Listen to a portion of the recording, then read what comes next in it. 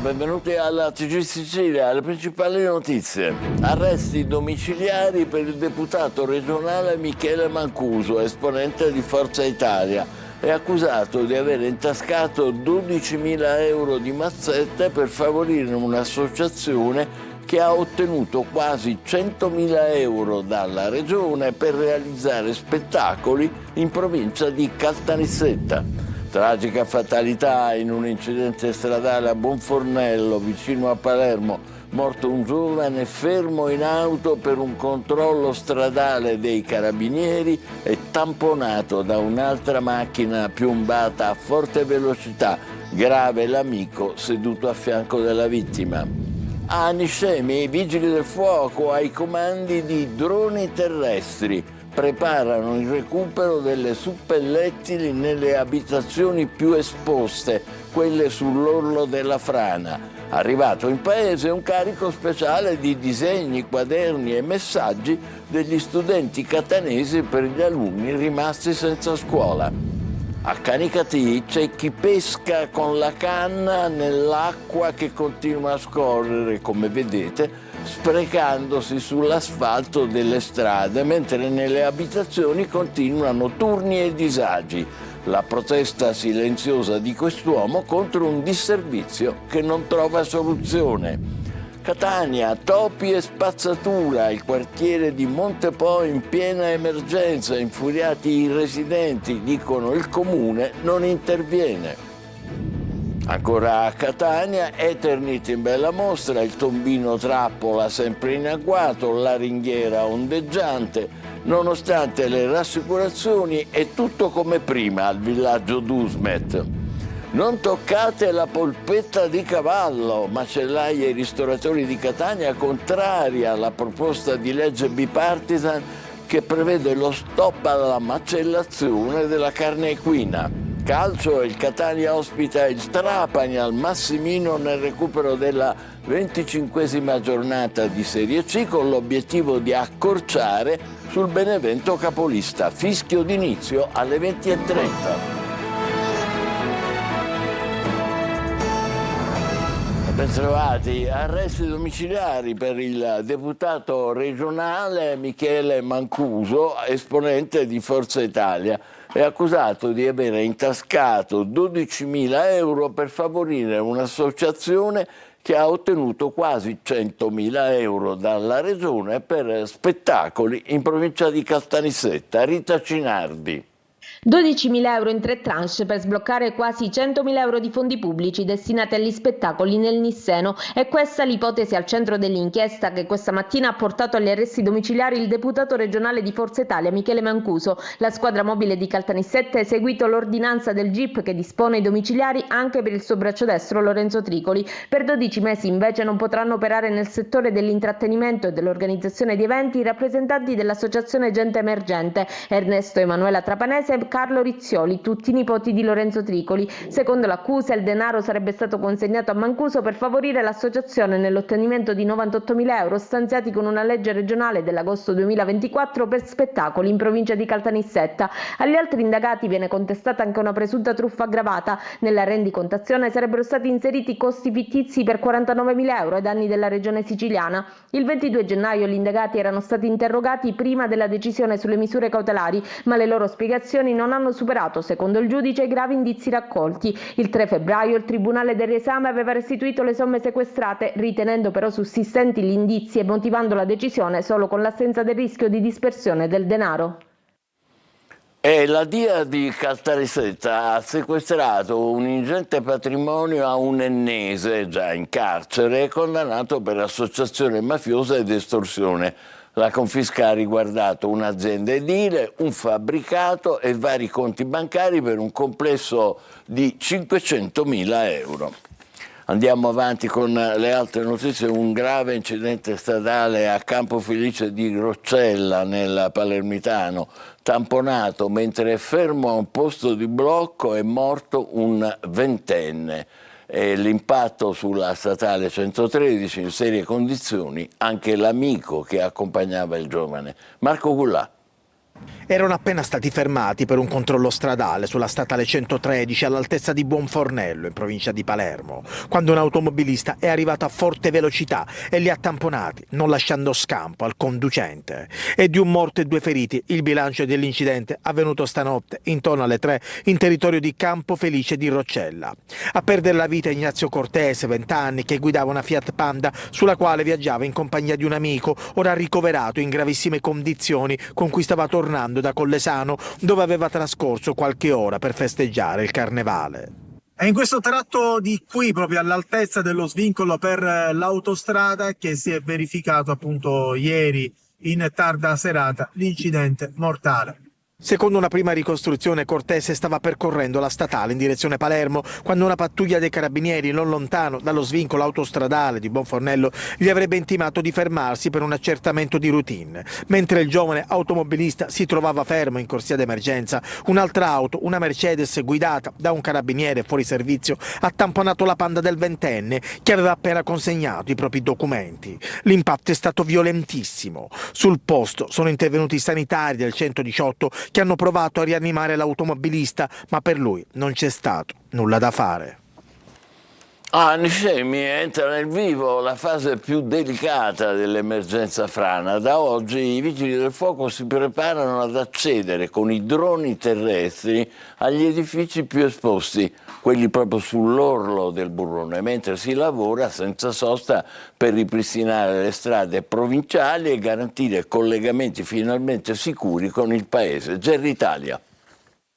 A Niscemi comincia la fase più complessa dell'emergenza frana. Da oggi i vigili del fuoco avviano le operazioni di accesso e verifica negli edifici situati a valle dello smottamento e nella fascia più a rischio, quella compresa tra 0 e 30 metri. Interventi delicati effettuati con droni terrestri forniti dal NOx, destinati a durare diversi giorni per le difficoltà dell'area e per la presenza di beni e strumentazioni particolarmente sensibili. La decisione è stata comunicata nel corso della riunione del centro di coordinamento soccorsi. Il comandante dei vigili del fuoco ha reso noto che soltanto ieri sono stati effettuati 42 interventi, portando a 1440 il totale dall'inizio dell'emergenza. Resta stabile il numero degli sfollati, mentre scende da 13 a 10 quello delle persone ospitate nel palazzetto dello sport, dopo il trasferimento di una famiglia in una sistemazione alternativa. Le richieste di ristoro presentate finora sono 1140, quasi la metà per ottenere il contributo di autonoma sistemazione. Sul fronte economico sono 35 le attività produttive colpite dalla frana. Il sindaco ha annunciato un incontro con l'IRFIS per individuare strumenti di sostegno alle imprese danneggiate. Cruciale anche il nodo viabilità. L'ANAS lavora da ieri sulla SP35 e sulla SP82, 2 arterie provinciali ridotte a oltre 15 km di fango e detriti.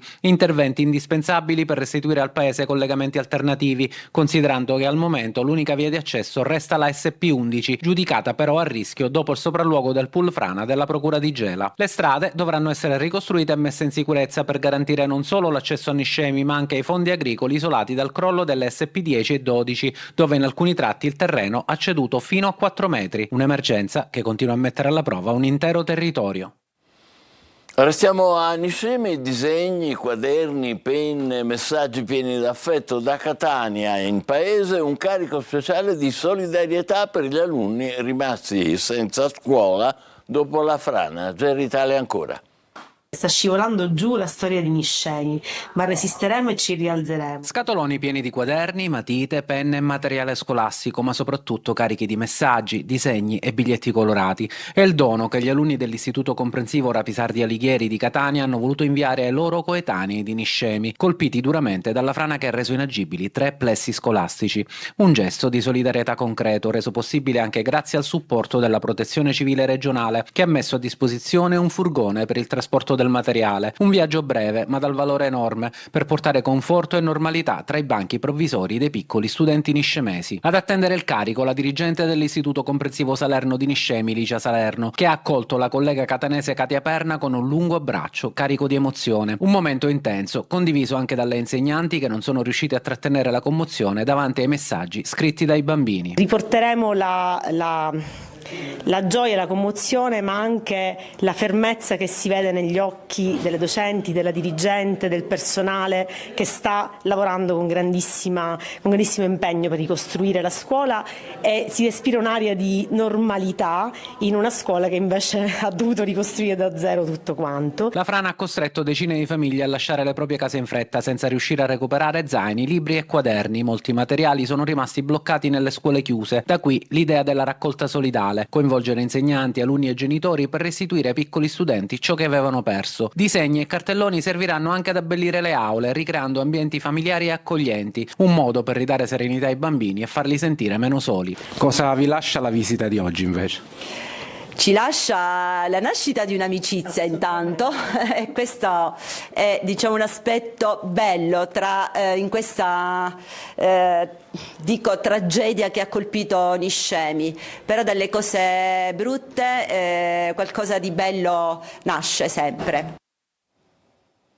Bellissimo questo collegamento Catania-Niscemi, potrebbe essere come dire, imitato da altre località. Andiamo a Canicattì adesso, dove c'è chi pesca, vedrete, con la canna nell'acqua che continua a scorrere sprecandosi sull'asfalto delle strade, mentre nelle abitazioni continuano turni e disagi. La protesta silenziosa dell'uomo che vedrete tra poco è contro un disservizio che non trova soluzione. Davide Sardo. A Canicattì si pesca sull'asfalto. In via Regina Elena la protesta contro la crisi idrica diventa simbolica. Dove l'acqua manca nei rubinetti, abbonda invece dentro una buca in mezzo alla strada.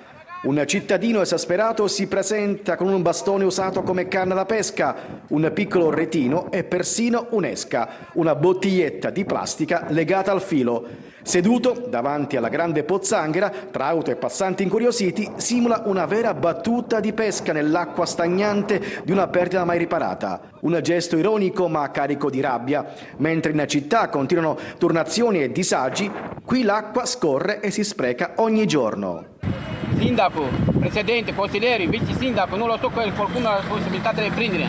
Facciamo farci la sopra di mattina, prendi il minuto di qua alle 10, venuto di qua, prendi la pesce, perché visto che l'acqua è aperta, noi l'acqua non c'è la bonza d'acqua, dove siamo vicino alla Regina Elena 23, abito io, vicino agli leader. Impossibile, faccio un appello ai cittadini, dove siete vedete la buca di acqua, facete come siamo io. Non facciamo sciopero di rivoluzione, no. Faccio un'attenzione all'amministrazione comunale.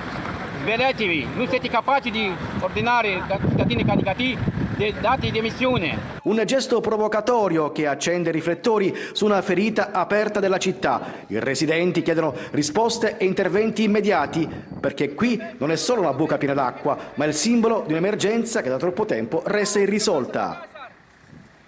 A Catania adesso, spazzatura e topi. Il quartiere catanese di Montepo in perenne emergenza. Infuriati i residenti che dicono questi gravi problemi igienico-sanitari non vengono risolti. Il comune non interviene. Tonino De Mana.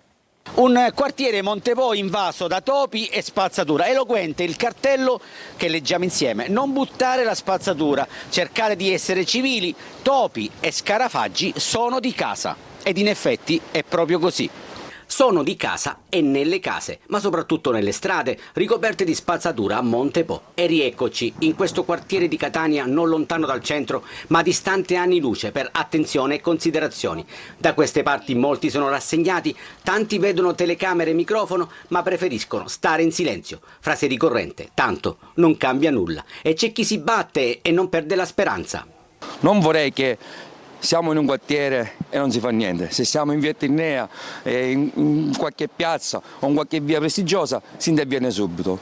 Il nostro quartiere è abbandonato. E vedo dei topi che sono grossi così, è un vero schifo proprio, non se ne può più. Ho saputo che hai un hobby, fai video di cosa? Dei topi, certo. Infatti l'ho fatto vedere qui all'amico Peppe poco fa apposta per... abbiamo immortalato il momento. Ti senti di mandare questo video al sindaco Trantino? Certo che mi sento. E che cosa scriveresti? Scriverei sicuramente di fare qualcosa, perché voglio dire, qui comunque sia ci sono anche tanti bambini. Il video del topo nel mastello giallo è stato invece girato da alcuni ragazzi, come ammette questo residente. E questa è una brutta immagine da vedersi. Diciamo, siamo lasciati molto a noi stessi. Spazzatura, insetti e topi, roba da terzo mondo, altro che città a vocazione europea. Ancora a Catania, Eternit in bella mostra, il tombino trappola sempre in agguato, la ringhiera ondeggiante, nonostante le rassicurazioni, è tutto come prima al villaggio Dusmet. Ancora Torino De Mena. È passata una settimana e al villaggio Dusmet nulla è cambiato. Mercoledì scorso avevamo documentato degrado e pericoli in serie, talmente gravi da richiedere un intervento immediato. Ed invece niente. L'Eternit è ancora in bella mostra sul marciapiede di via Vescovo Maurizio, così come il tombino, che nonostante le rassicurazioni da parte dell'assessorato alle manutenzioni, non è stato messo in sicurezza, per non parlare della famosa ringhiera ondeggiante posta all'altezza di un beffardo cartello dove c'è scritto: in caso di terremoto radunarsi in quest'area che è sicura. Già sicura e sicuramente più sporca rispetto alla settimana scorsa, dove quantomeno non c'erano i sacchi di spazzatura che vedete. Il sindaco trentino aveva preso appunti e bacchettato il consigliere Bonaccorsi. Comprendo anche che bisogna fare l'eco dell'opposizione, come in questo caso, visto che poi è sempre lo stesso consigliere comunale, il quale fa bene a denunciare, poi magari vorrei che fosse dalla parte dell'amministrazione, magari visto che ci sono frequenti interventi della Commissione, che la Commissione poi faccia avere una serie di proposte al sindaco, in modo che io immediatamente chiedo di intervenire. Doverosa la replica di Bonaccorsi. I giornalisti fanno il loro lavoro e non fanno da eco. È passata una settimana e fondamentalmente non è cambiato nulla. L'amianto è al suo posto, il tombino è ancora lì che mette a repentaglio la sicurezza dei pedoni. Anzi, qualche novità c'è. La spazzatura accanto alla ringhiera. Risultato finale? Non è cambiato nulla. Le segnalazioni sono state fatte già in passato e le commissioni hanno operato. A questo punto mi domando, visto che il sindaco conosce la situazione, perché non incomincia a chiamare gli uffici preposti oppure gli assessori per cercare di risolvere questi problemi? L'unica differenza rispetto al servizio precedente è l'ordine sui marciapiedi nei pressi degli istituti Galileo e Marconi Mangano, situazione dovuta all'intervento della Polizia Municipale che ha elevato decine di verbali. Torna l'appuntamento con il sindaco, l'incontro con il primo cittadino di Catania, Enrico Trentino, in diretta su Telecolor dopo il TG alle 14.30 oggi. Per le vostre domande, segnalazioni, lamentele, scrivete al numero WhatsApp 342 74 55005 o inviate una mail a sicilia24focus@telecolor.it. Vi aspettiamo su Telecolor alle 14.30, tra poco. Un uomo di Castelbuono, nel Palermitano, è stato arrestato per detenzione illegale di armi e munizioni. Nella sua abitazione i carabinieri hanno trovato revolver, pistola scacciacani, balestra e munizioni. Il GIP di Termini Imerese ha convalidato l'arresto e disposto il carcere. Palermo, un successo per la battaglia delle donne che conquistano il 40% nelle giunte comunali, ma un caporetto per la politica che boccia le norme essenziali della riforma degli enti locali. In Sicilia dunque in primavera si voterà con la vecchia legge e con regole diverse dal resto d'Italia. Maglio Viola. Il voto segreto travolge anche la riforma degli enti locali. Quello espresso ieri all'Ars boccia il terzo mandato per i sindaci dei comuni al di sotto di 15.000 abitanti, cancella il consigliere supplente e delude le aspettative dell'Anci Sicilia, l'associazione dei sindaci dell'isola. Ancora una volta il ricorso al voto segreto fa naufragare una riforma attesa di iniziativa parlamentare e sulla quale la Commissione Affari Istituzionali aveva lavorato per 2 anni. Si salva soltanto la rappresentanza di genere del 40% nelle giunte comunali, ma i sindaci sono sul piede di guerra. Ad essere messa in discussione è l'Ars e l'intero statuto autonomistico. Se l'autonomia speciale deve tradursi in un sistema che produce incertezza normativa, dicono i sindaci, instabilità istituzionale e mancato riconoscimento della dignità istituzionale dei comuni e del ruolo degli amministratori locali, allora occorre avere il coraggio di aprire una riflessione seria.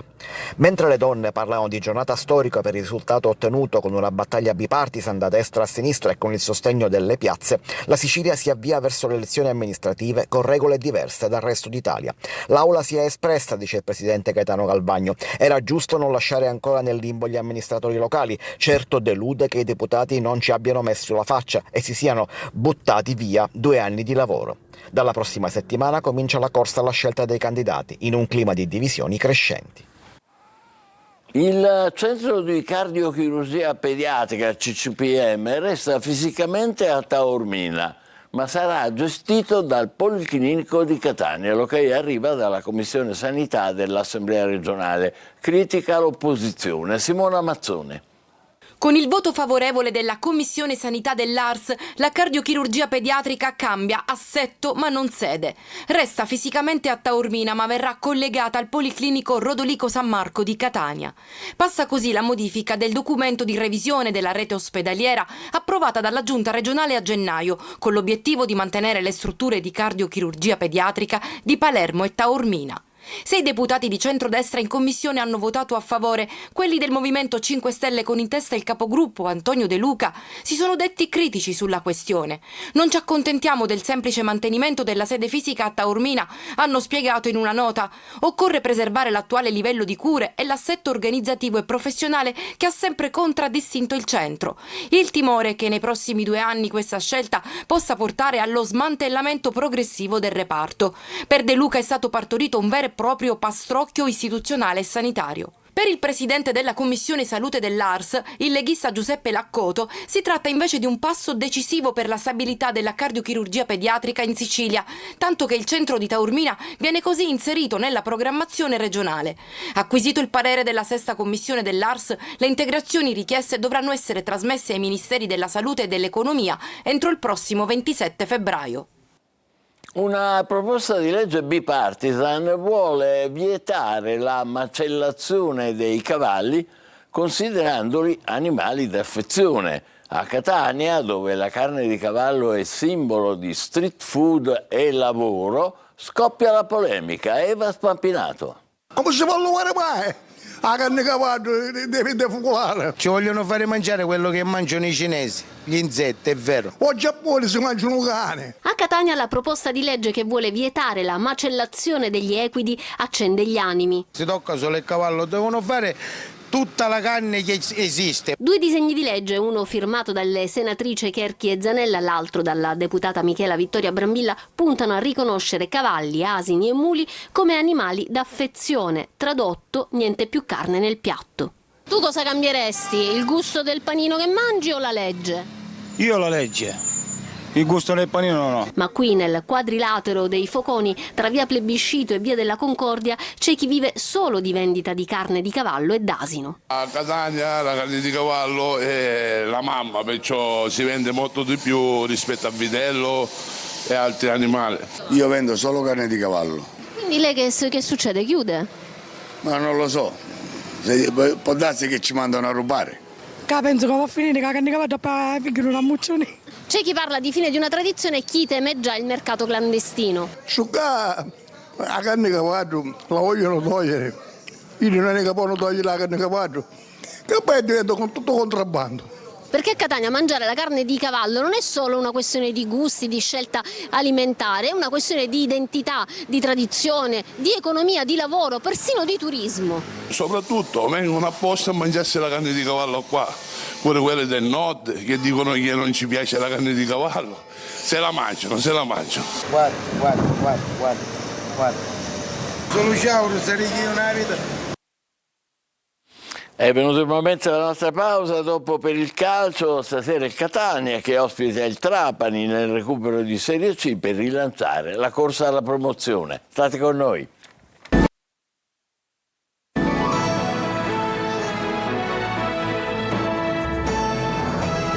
Stasera è il recupero della 25esima giornata con il Catania che ospita il Trapani alla Massimino. Rossazzurri che vogliono ritornare a vincere per accorciare le distanze dalla capolista Benevento. Francesco Triolo.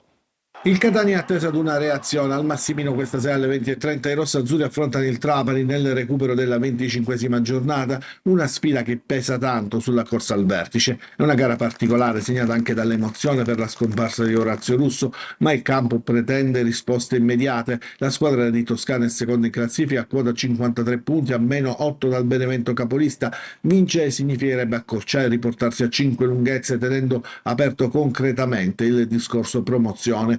Il momento è delicato. Dopo la sconfitta col Sorrente di pareggi con Cerignola e Siracusa, il Catania è chiamato a ritrovare la vittoria. Paradossale il rendimento, grande con le grandi, meno efficace con squadra alla portata. Per invertire la rotta, Toscano recupera pedine importanti come Lunetta e Corbari dopo la squalifica, mentre restano da valutare Allegretti e Bruzzanini, che comunque dovrebbero essere della partita. Davanti ballottaggio tra Forte e Rolfini, con Caturano pronto alla staffetta, il tutto anche in un'ottica di turnover necessario visto gli impegni ravvicinati. Il Trapani, reduce da 3 sconfitte consecutive, arriva al derby in difficoltà con qualche problema offensivo e le assenze di Ciuferri e Vasquez, ma proprio la situazione di classifica impone ai Granata una prova di carattere. Il Massimino si prepara a spingere, attese circa 15.000 presenze per una notte che può indirizzare il campionato del Catania. Per i rossazzurri è il momento della verità.